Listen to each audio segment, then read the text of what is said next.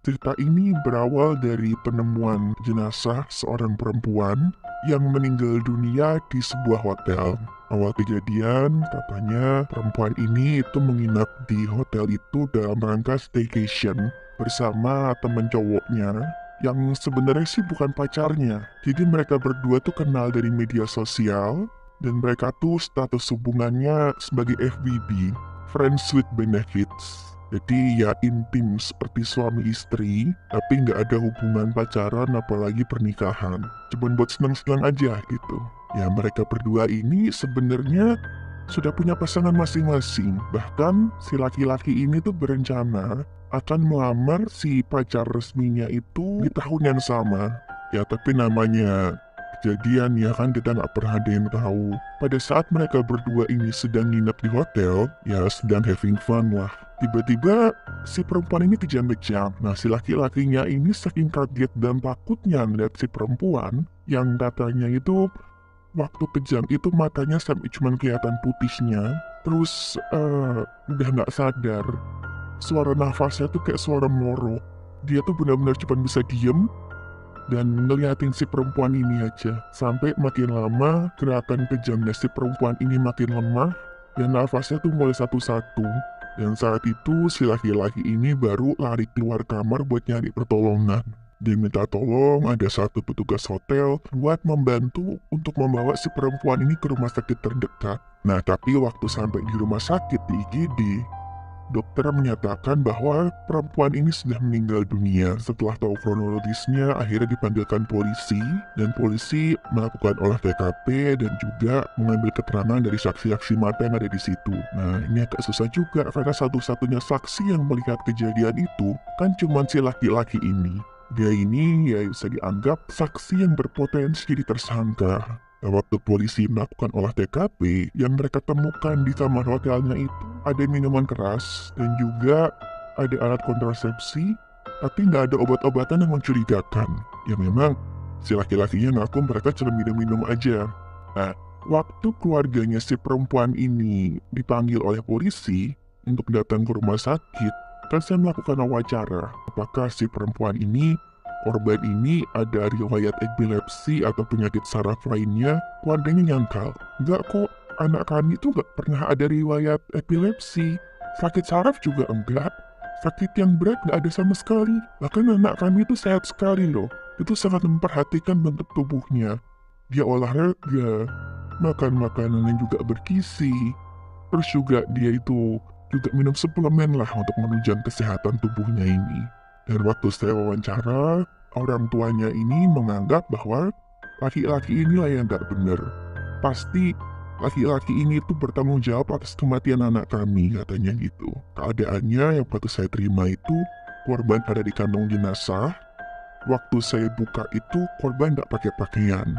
Hanya diselimuti kayak selimut flanel dengan ada logo rumah sakit tempat korban itu sebelumnya dicoba untuk ditolong. Dan di sebelah tubuhnya korban itu ada tas tangan. Ya seperti biasa saya melakukan pemeriksaan dulu terhadap tubuhnya korban. Tapi waktu saya periksa, saya nggak menemukan ada luka-luka.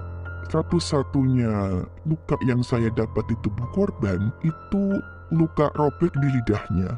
Jadi lidahnya korban itu dalam keadaan tergigit dan hampir putus. Ya sepertinya misalkan korban saat itu memang kejam, itu ya korban tanpa sadar menggigit lidahnya sampai hampir putus. Tapi yang saya lihat misalkan tanda-tanda ada penganiayaan yang mengarah ke tindak pidana, itu nggak ada. Selagi saya memeriksa tubuhnya korban, kan tas tangannya korban tadi saya taruh di meja sebelah. Waktu itu dari sudut mata saya melihat kok ada kayak bayangan itu deketin tasnya korban. Tapi waktu saya nengok gini, nggak kelihatan ada apa-apa, nggak ada apa-apa. Dan itu kejadiannya berulang 2-3 kali. Misalkan saya lagi meriksa tubuh korbannya, tiba-tiba bayangannya itu mendeketin tasnya korban lagi. Saya lihat gini, nggak ada apa-apa. Saya ngiranya ya waktu itu mungkin saya salah lihat aja kali. Tapi waktu saya hampir selesai memeriksa badannya korban, tiba-tiba saya dengar suara aneh dari tasnya korban. Kalau kita bayangkan misalkan kita punya permen nih, permennya itu di satu botol plastik. Itu kayak botol plastiknya tuh lagi diguncang-guncang gitu. Suaranya kurang lebih kayak gitu. Dan itu bukan cuma saya yang denger, teman satu tim saya juga denger. Ya waktu kita lihat-lihatan aja itu. Terus akhirnya, ya kita sudah biasa sih yang hadapin hal-hal semacam itu, dimana mereka yang ada di dimensi lain berusaha komunikasi. Ya, saya cuma ngomong, yuk kita cepetin aja pemeriksaannya. Mungkin si korbannya sudah nggak sabar pengen pulang ke keluarganya. Setelah kita selesai memeriksa badan korban, kita mulai memeriksa properti, yaitu tasnya korban. Waktu kita buka, yang saya lihat ingat banget di dalam tasnya itu ada satu dompet kosmetik. Isinya ada alat kontrasepsi, kosmetik, sama ada pil KB. Kemudian ada satu botol plastik, warnanya tuh putih abu-abu.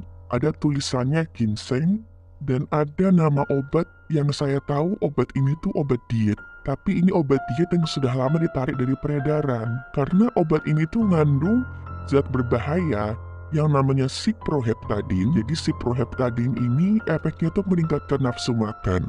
Jadi ini obat diet yang bertujuan untuk menaikkan berat badan ya. Nah, seberbahaya apa sih ciproheptadin itu?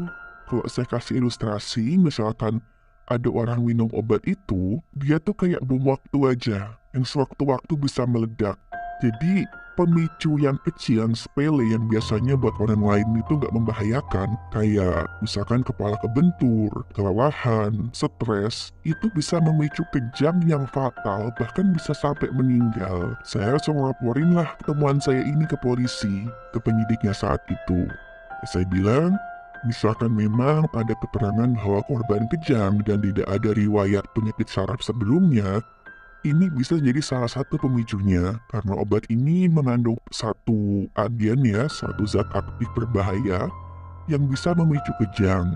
Dan polisi waktu itu memeriksa handphonenya korban, dan di situ memang ada aplikasi toko online yang mengonfirmasi korban ini sudah hampir setengah bulan itu mengkonsumsi obat diet ini.